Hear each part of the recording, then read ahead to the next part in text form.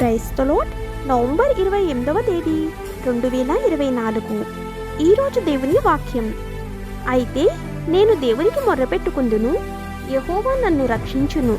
కీర్తనల గ్రంథం 55వ అధ్యాయం 16వ వచనం.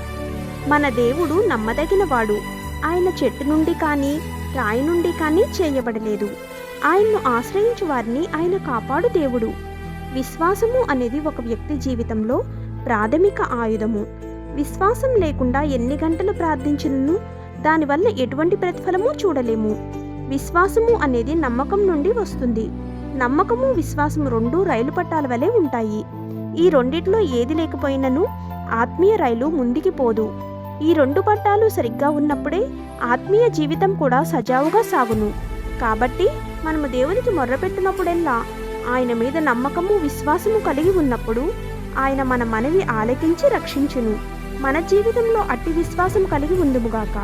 ఆమేన్. God bless you.